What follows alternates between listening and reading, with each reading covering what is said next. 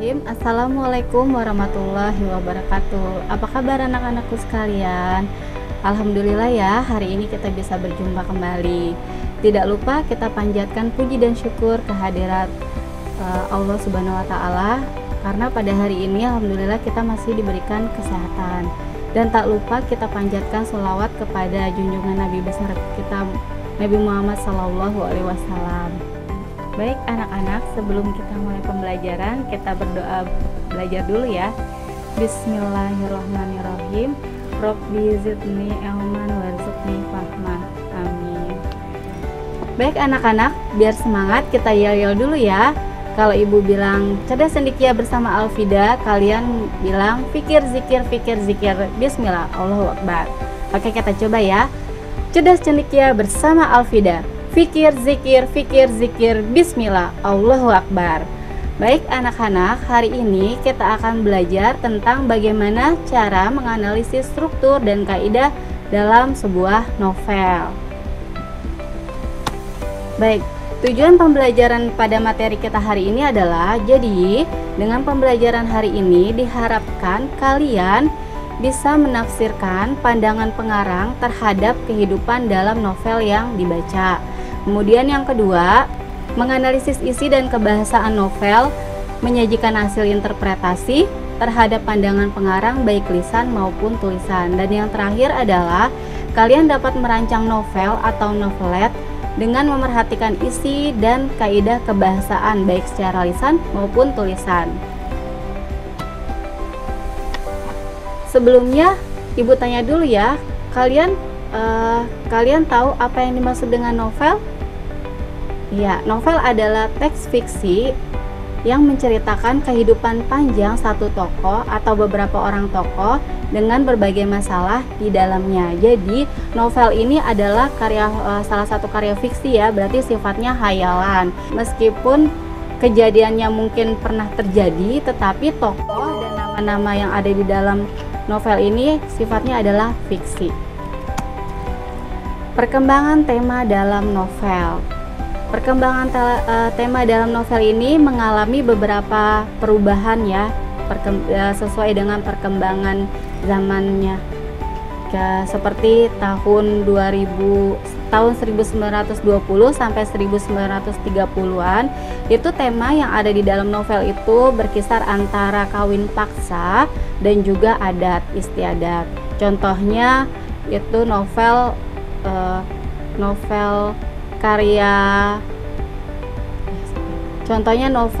Siti Nurbaya. Nah, itu kan berkisar tentang adat istiadat yang ada di Sumatera Barat dan juga kawin paksa. Terus yang kedua itu zaman kemerdekaan. Nah, tema yang ada dalam zaman kemerdekaan ini itu berkisar kehidupan yang bersifat individual dan juga pemberontakan yang terjadi. Dan yang ketiga, tema yang ada pada zaman setelah era reformasi itu berkisar tentang kehidupan sosial, HAM, dan juga demokrasi. Cara penemuan tema. Cara menemukan tema ini ada 3 ya.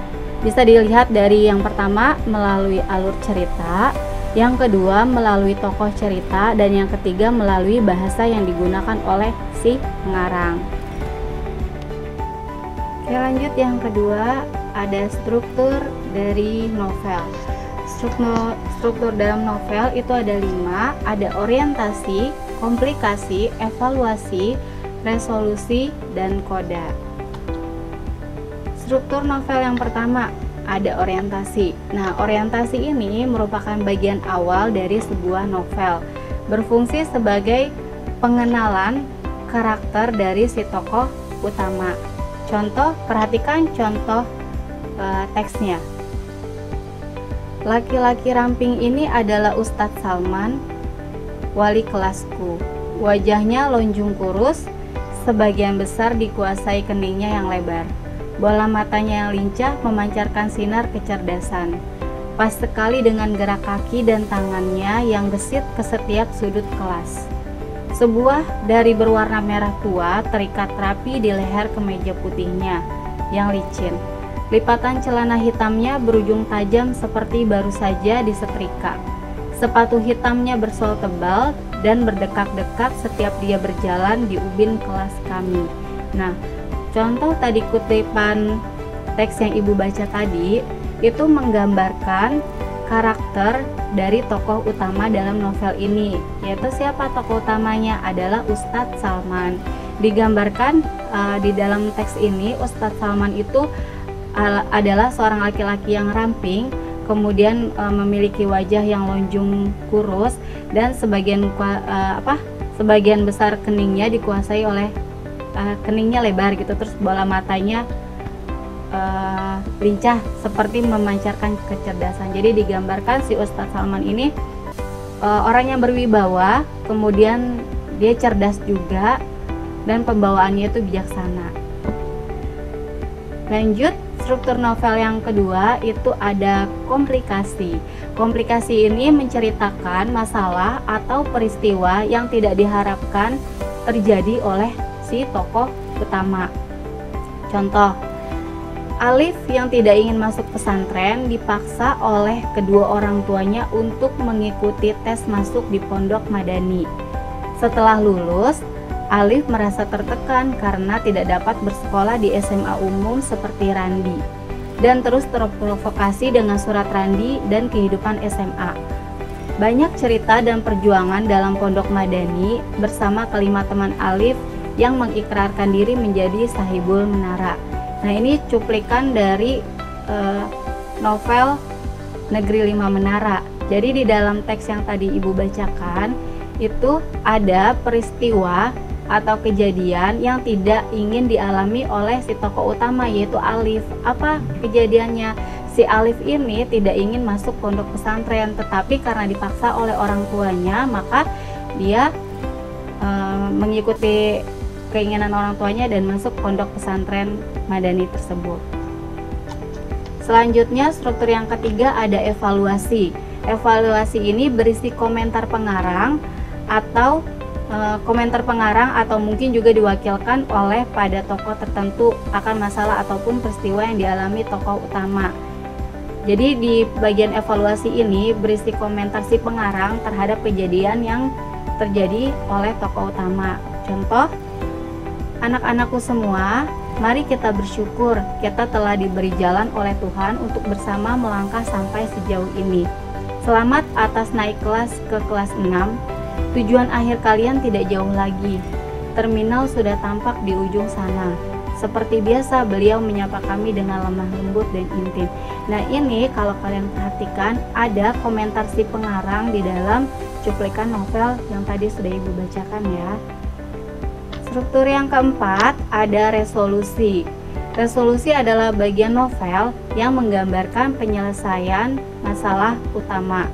Contoh, kami pada Sahibul Menara berangkulan bersama. Hidup penuh suka, duka selama 4 tahun di Pondok Madani telah merekatkan kami semua dalam sebuah pengalaman dan persaudaraan yang tak akan lekang oleh waktu. Jadi di dalam cuplikan teks yang tadi sudah Ibu bacakan tadi itu ada penyelesaian atau ada penyelesaian dari masalah utama. Tadi masalah yang dihadapi si Alif itu adalah dia tidak mau masuk pondok pesantren, kemudian dipaksa oleh orang tuanya, dan akhirnya pada bagian resolusi ini si Alif itu menerima apa yang sudah ditakdirkan olehnya, yaitu masuk ke dalam pondok pesantren madani. Selanjutnya bagian akhir ada koda. Koda ini adalah penutup ya, jadi sifatnya opsional, boleh tidak.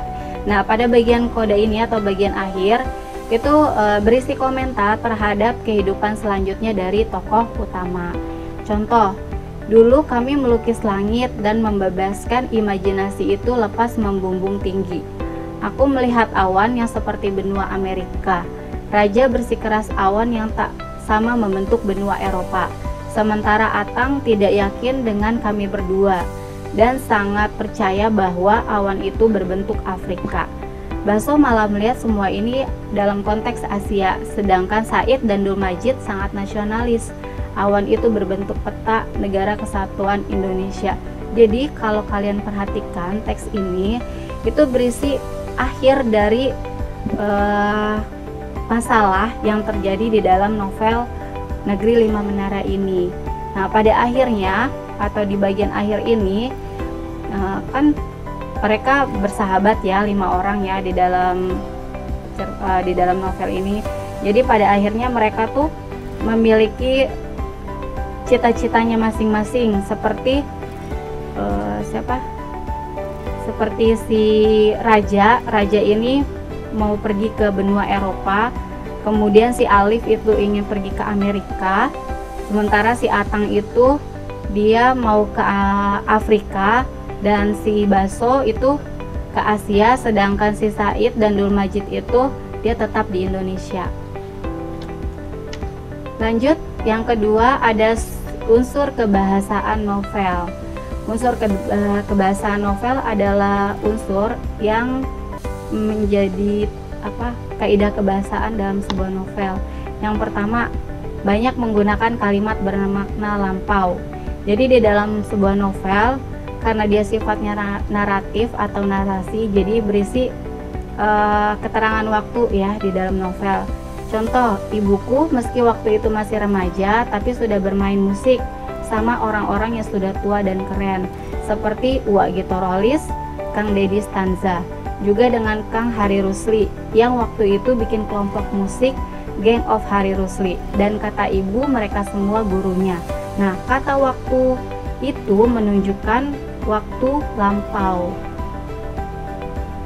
Terus unsur kebahasaan novel yang kedua adalah banyak menggunakan kata yang menyatakan urutan waktu. Contoh kalimatnya, hujan deras dibarengi petir yang menyambar-nyambar biasanya pertanda baik bagi orang-orang yang paham akan keberkahan Imlek.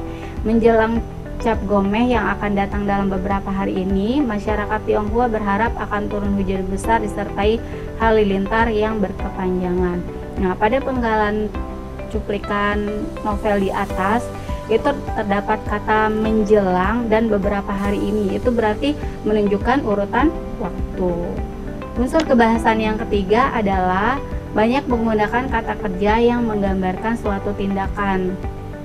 Contoh, Nata menyemprotkan percikan air dari selang untuk menggodanya, dan Niki berteriak kecil.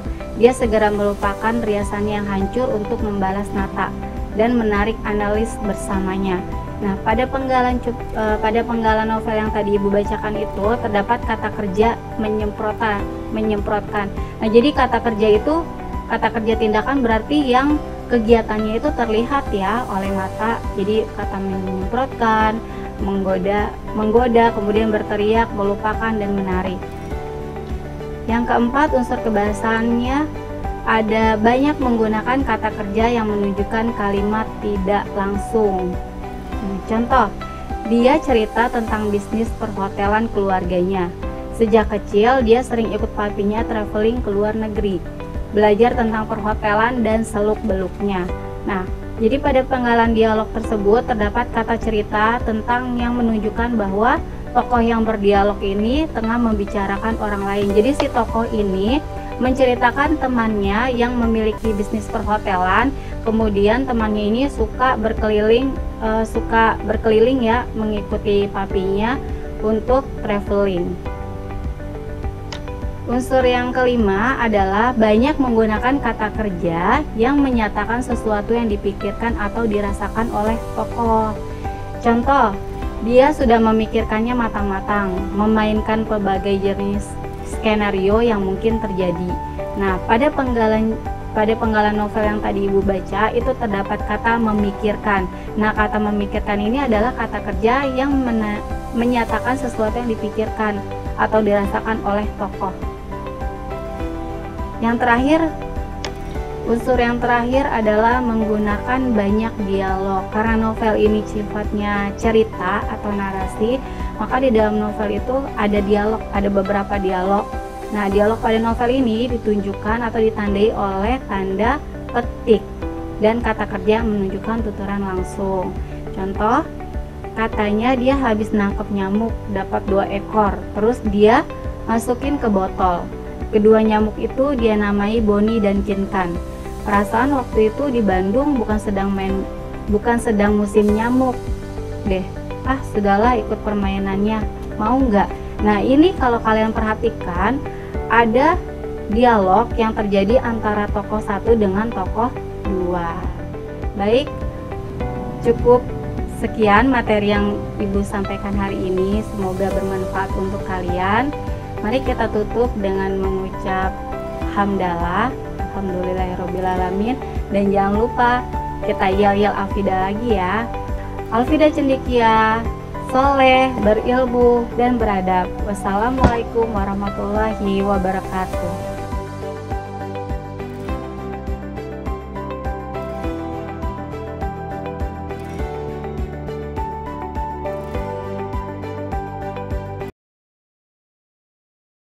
Thank you.